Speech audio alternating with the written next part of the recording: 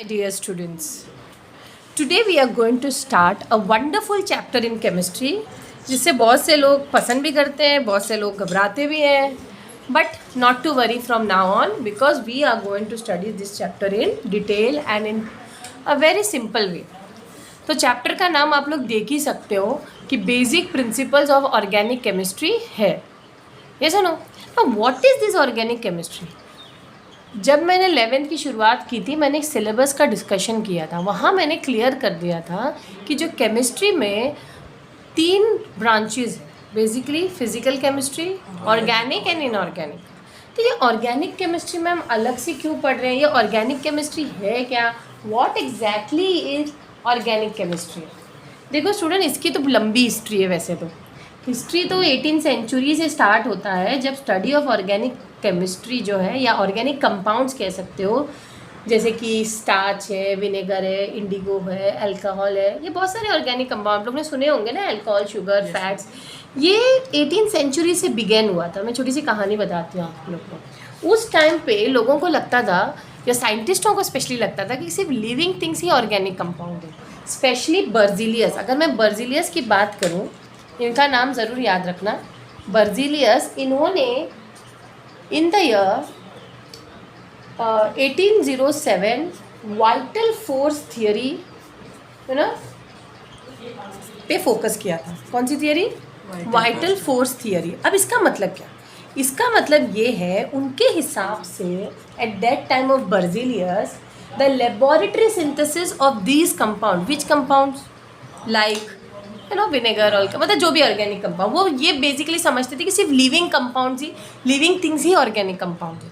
जो भी लिविंग चीज़ें हैं, जैसे प्लांट्स है, एनिमल्स है, या जो भी लैब में नहीं बना सकता, बेसिकली लैब में नहीं बना सकता. यही वाइटल फोर्स थियरी कह रही है कि at that time of Berzelius the laboratory synthesis मतलब बनाना of this organic compound possible नहीं है क्या? लैब में. ओके, देयरफॉर जो केमिस्ट थे वो क्या बिलीव करने लगे कि जो ऑर्गेनिक कंपाउंड्स हैं, जैसे कि प्लांट्स एंड एनिमल्स, यहाँ पे मैं लिखती हूँ कि vital force theory basically living things पे या लिविंग चीज़ों पे, लिविंग्स पे फोकस करते थे, जैसे कि प्लांट्स है, एनिमल्स है. Okay, and what did they say? It can not be organic compounds, a compound that are living and which cannot be prepared in the laboratory, which cannot be prepared, और synthesized word भी use कर सकते हो, मैं simple करके लिख रही हूँ, in the lab. okay, तो this belief took the shape of a theory which came to be known as vital force theory. ठीक है, अगर क्वेश्चन आया वाइटल फोर्स थियरी क्या है, तो तुम लोग उसको एक्सप्लेन कर देना. आप लोग के टेक्स्ट बुक में डेफिनेशन है. लेकिन ये जो वाइटल फोर्स थियरी है, बस कुछ सालों तक चलती रही. इनफैक्ट कब तक चलती रही? 1828 में तक. क्यों? क्योंकि 1828 में एक और साइंटिस्ट जी आए, या केमिस्ट आए, जिनका नाम था फ्रेडरिच वोलर. क्या? बहुत इंपॉर्टेंट है इनका नाम, फ्रेडरिच, स्पेलिंग देख लो, वोलर. अब इन्होंने एक दिन धोखे से लैब में यूरिया बना दिया. किससे?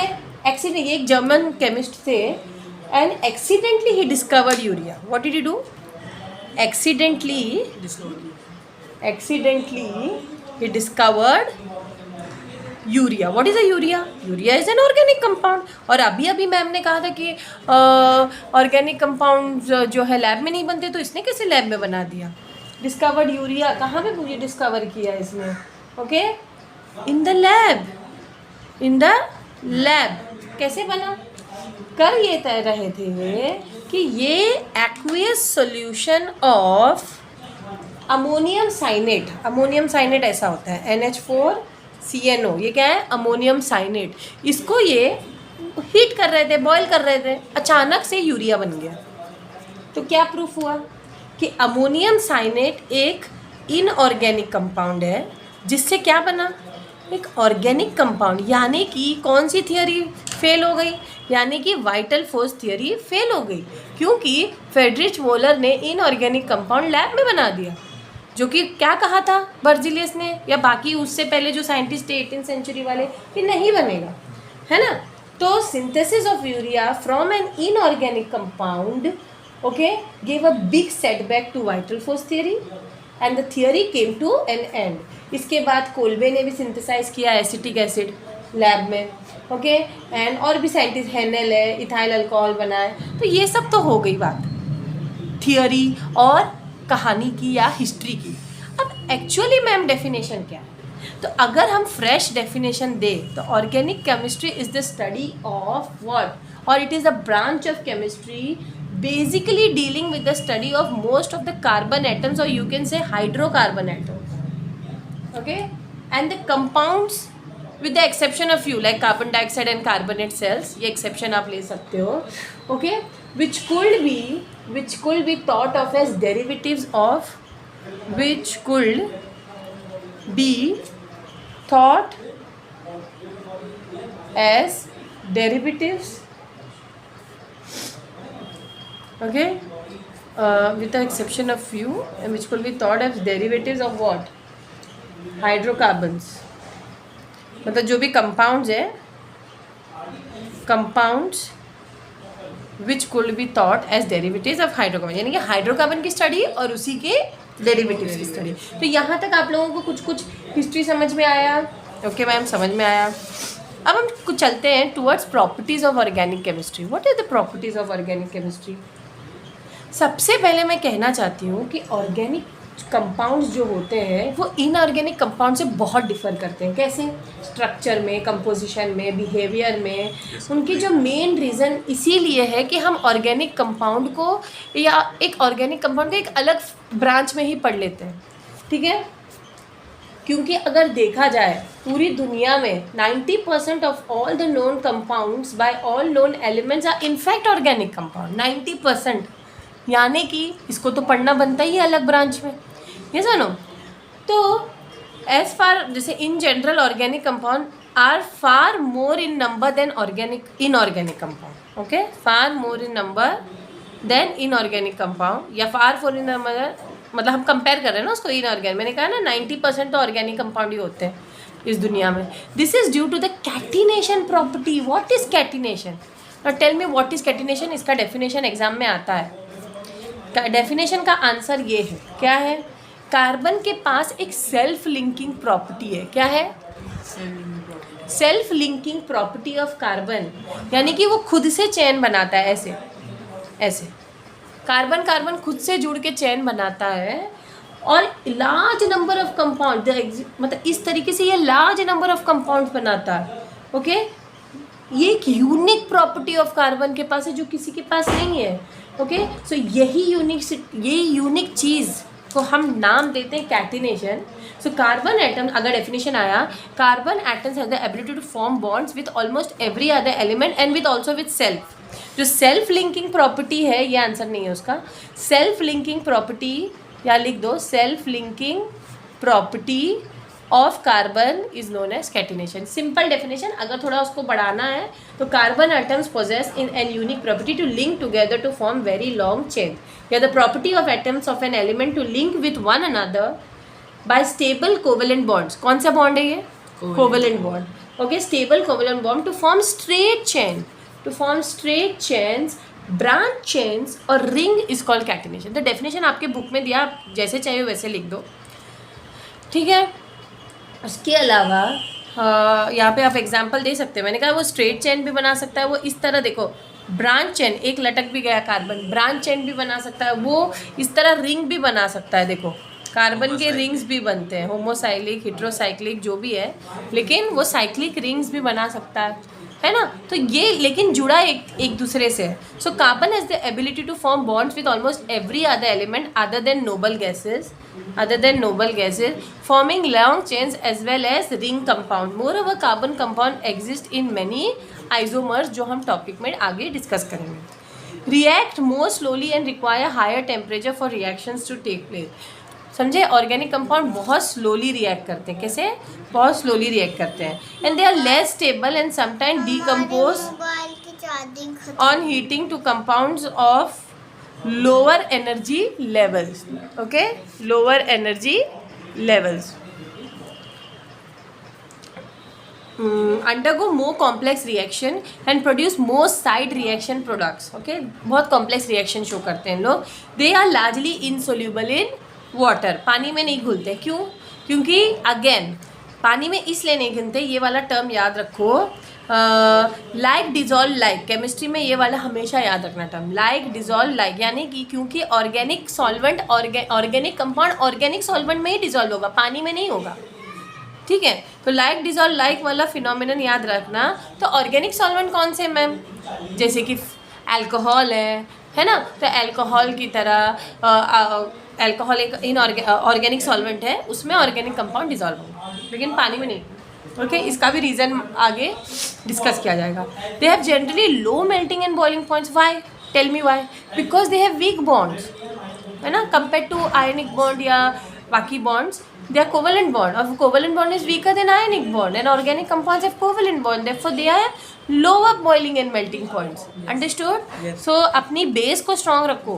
जब आप लोग अपना बेस ही भूल जाओगे तो फिर कुछ नहीं कर पाओगे. ठीक है?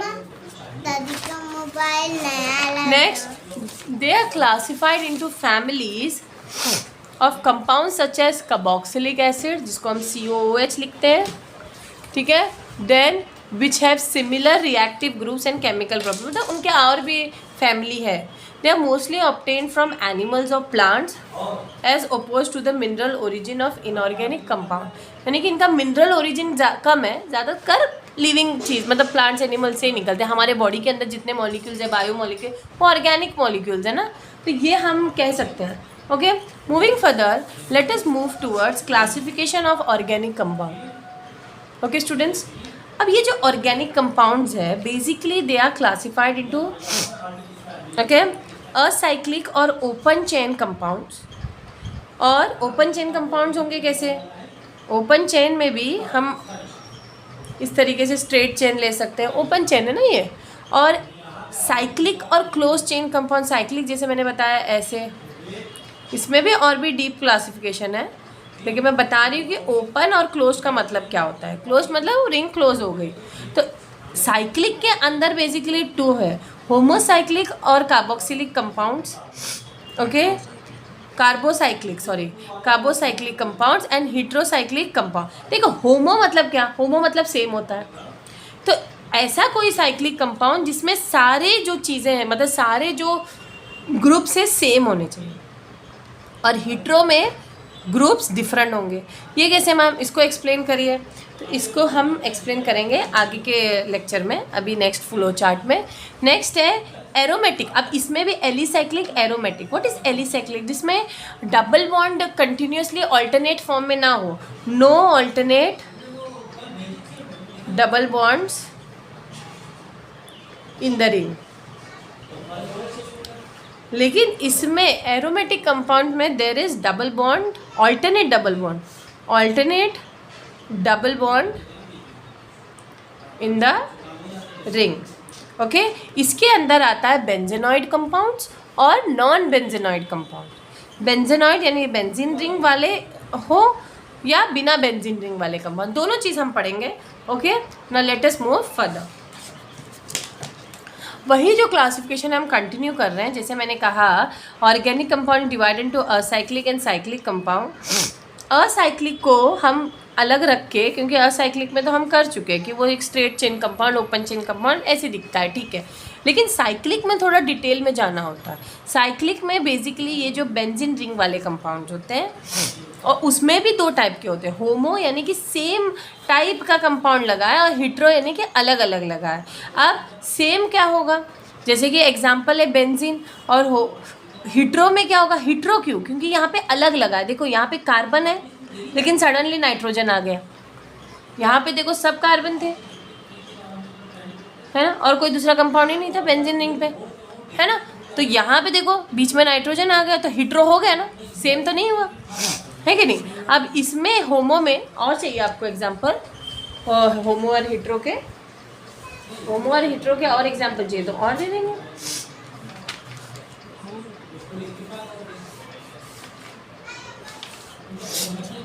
पहले इसका देख लीजिए. एरोमेटिक कंपाउंड में क्या क्या आता है? एरोमेटिक कंपाउंड में बेसिकली क्या क्या आता है?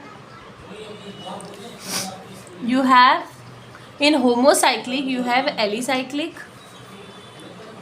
aromatic, okay, and in heterocyclic as well you have alicyclic and aromatic. इसमें भी दो। अब एलिसाइक्लिक याद रखना, एरोमेटिक को हमेशा स्टूडेंट दो चीज़ को याद रखो, एक एलिसाइक्लिक को याद रखना, एलिसाइक्लिक बेंजीन रिंग नहीं होता और एरोमेटिक होता है, ये याद रखना। पहले तो ये डिफरेंस रखो। एलिसाइक्लिक में सिर्फ वो एक क्लोज्ड चेन होता है, बस गोला तो होता है लेकिन बेंजीन रिंग नहीं होता, वो एरोमेटिक कंपाउंड होता है, समझ रहे हो। अब एलिसाइक्लिक में 3 नंबर वाले भी हो सकते हैं, 4 भी हो सकते हैं, 5 भी हो, लेकिन इसमें क्राइटेरिया है एरोमेटिक में 6 वाले होना ज़रूरी है, 6 कार्बन वाले कंपाउंड। उसके साथ कोई भी फंक्शनल ग्रुप भी लगे वो अलग बात है, वो अलग बात है। तो एलिसाइक्लिक कंपाउंड्स और कार्बोक्सिलिक, एलिसाइक्लिक में बेसिकली तुम लोग क्या बोलोगे हैं, दीज कंपाउंड जो एलिसाइक्लिक होते हैं, these compounds contain ring of 3 और मोर कार्बन, 3 और मोर कार्बन। तो मिनिमम क्राइटेरिया क्या है, रिंग बनाने के लिए भाई 2 से तो रिंग बनेगा नहीं, 2 कार्बन से रिंग बनेगी नहीं ना, तो लॉजिकली 3 कार्बन तो मिनिमम चाहिए, है ना। तो 3 और मोर कार्बन चाहिए ही चाहिए, ओके। 3 और more carbon atom and possess properties almost similar to that of aliphatic carbon, यानी कि स्ट्रेट चेन के जैसे ही इनकी प्रॉपर्टी होती है, इनसे नहीं मैच होती है, भले वो रिंग है क्योंकि उसमें डबल बॉन्ड तो है नहीं, है ना। और दूसरी बात, they possess almost similar to those of aliphatic compounds. Some examples of alicyclic as given, एक ये है, एक और मैं करके दिखाती हूँ। मैंने कहा 3 से ज़्यादा ना, तो 4 कार्बन वाला भी तो बन सकता है ना। अब हाइड्रोजन लगाना तुम लोगों को आना चाहिए। यहाँ पे 2 बॉन्ड हो चुके हैं तो 2 हाइड्रोजन लगेंगे, यहाँ पे 2 बॉन्ड ऑलरेडी हो चुके हैं तो 2 हाइड्रोजन लगेंगे, 2 बॉन्ड हो चुके हैं तो 2 हाइड्रोजन लगेंगे, 2 बॉन्ड हो चुके हैं तो 2 हाइड्रोजन, ये खुद से आना चाहिए। देखो यहाँ पे 2 बॉन्ड हो चुके हैं तो 2 हाइड्रोजन लगे, 2 बॉन्ड हो चुके हैं तो 2 हाइड्रोजन, समझ में आया। हाइड्रोजन लगाना आना चाहिए। ये हाइड्रोजन लगाने के लिए तुम नहीं आ तो 10th स्टैंडर्ड का ऑर्गेनिक मजबूत करके आओ, फिर फ़ायदा नहीं आप लोगों को, आगे पढ़ के फ़ायदा नहीं, पहले का पढ़ो। अब एरोमेटिक कंपाउंड्स क्या है ma'am, these compounds are also, they also possess 1 और मोर रिंग्स, ठीक है। हाँ मैम, ये भी 1 और मोर रिंग्स है, made up of carbon atom, but these rings are specific type called ring, they have a specific type of ring. What is that ring called? What is that ring called? अभी तो मैंने कहा benzene ring. जब भी aromatic हो, they are the specific type of ring which is known as benzene ring. Alicyclic में benzene नहीं होता है, इसमें 3 और मोर कंपाउंड होता है, 3 और मोर सी वाले कंपाउंड, ठीक है। इन दोनों का डिफरेंस समझ में आया, है ना। अब उसको अप्लाई करना सीखो, इसको अप्लाई करना ऐसे सीखो कि व्हेन द कंपाउंड कंटेन 1 और मोर बेंजीन रिंग, एक भी हो सकता है, एक से ज़्यादा भी हो सकता है, okay, it is said to be aromatic compound, it is said to be an aromatic compound, okay. The benzene ring consist of, एक मिनट,